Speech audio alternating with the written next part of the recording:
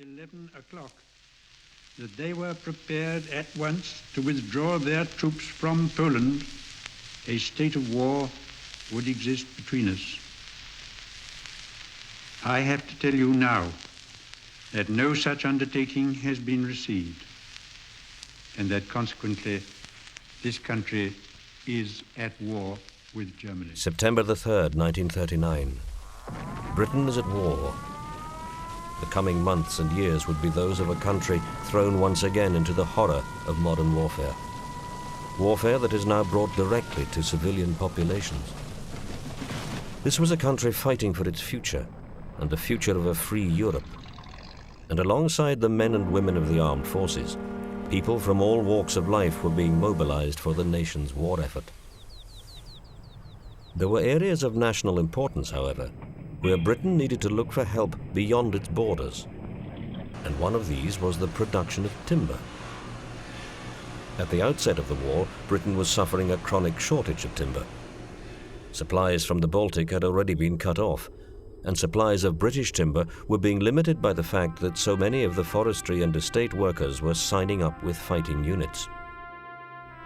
Late in 1939, the British government sent out a plea to its allies, and Newfoundland, then a country in its own right and independent of Canada, responded by establishing the Newfoundland Overseas Forestry Unit. From all across Newfoundland, men responded to the call. One of those men was Cornelius Swires from St. George's, who in June 1941 sailed from Newfoundland to Liverpool and travelled on first to Invercold and then to the camp near Ballater. After the war, Cornelius, better known as Con, settled in Tomintoul, and in the autumn of 2005, he visited the site of his old logging camp once again. Making the visit with him that day, with the added authenticity of a Willys Jeep, was Ian Cameron. Local man Ian grew up in Ballater, and although just 5 years old when the operations ended, he still has his own vivid memories of the camp in Pananich Woods. On this hillside were the loggers' huts, the working hub of thousands of acres of logging. Today, these are the last faint traces of what was known as Glenmick Camp.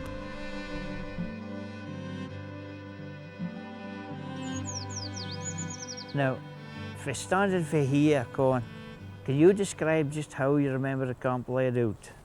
We started with the office. It was highest up a hill? Yeah, but it was up on a bit of a rise up. And then up back of that a bit was the cook's quarters where they stayed. Right.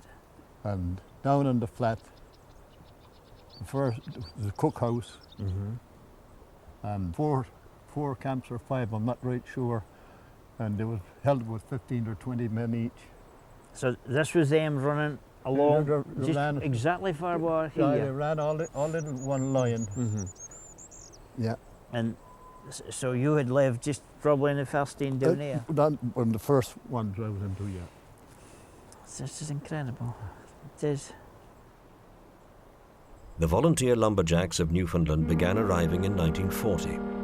And over the course of the war, a total of 3,400 would make the journey to the dozens of camps that were set up throughout Scotland. Inside the cabins themselves, you just had your individual bed space, I presume? Yeah, oh yes. In a locker or something? Probably a couple of feet between each bed, that's what all there was, and a locker for clothes. And there was a big stove, big round stove in the middle of the hut for heat, especially in the winter when in summer you didn't need it much. No. But in the winter when it was cold. And then some nights we'd have a bit of a session in music, the boys would have fiddle and accordions, and we'd have sometimes a great nights, and maybe some of the lads come in with half shot from the village. With squid lines and jiggers, they congregate here on the squid jigging ground. Along with their expertise, the loggers brought a degree of mechanization previously unknown in the forests of Scotland, and perhaps more than anything else, it was the versatility and sheer brute strength of the Caterpillar tractor that best encapsulated that new approach. But extracting the felled timber couldn't be done with caterpillar tractors alone. As the trees were felled, Garran ponies were used to get the timber to the lower levels of the forest, where the caterpillars could then take over the hauling to the sawmills or to waiting trucks. If it was your own job here, I was in the woods working, cutting down trees. That was my job. And sometimes done that in lorry with a lorry driver and taking loads out to the sawmill or the station where they were shipped away. Over the course of the war, thousands of square miles of timber were cut and transported away. The timber from the camps of the Newfoundlanders was suitable for a number of uses, but the key use was for pit props in the mines, vitally ensuring the nation's coal supply.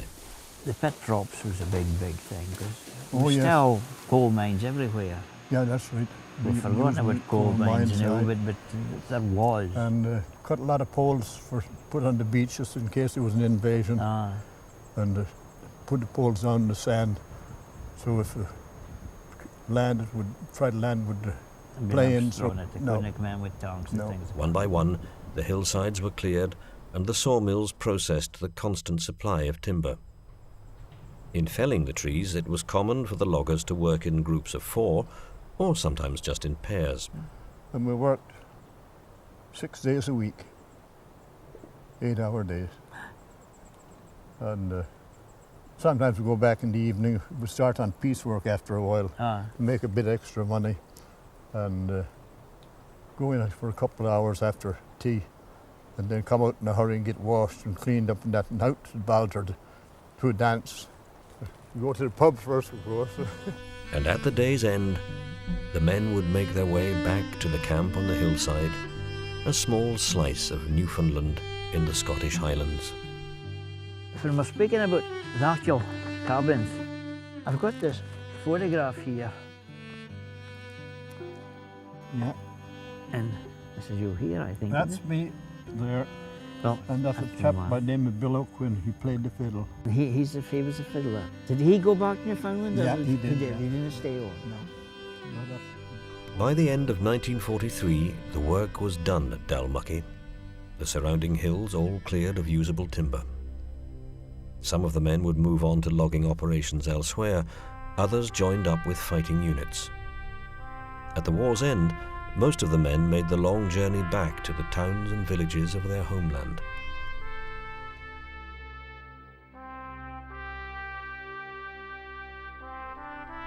Each year in Newfoundland, families and friends of the loggers, along with the dwindling numbers of the men themselves, gather together to remember a small but special chapter in the history of their country. And forever bound up in that chapter, they remember with affection and pride their friends and their kinsmen, who were the men of the Newfoundland Overseas Forestry Unit.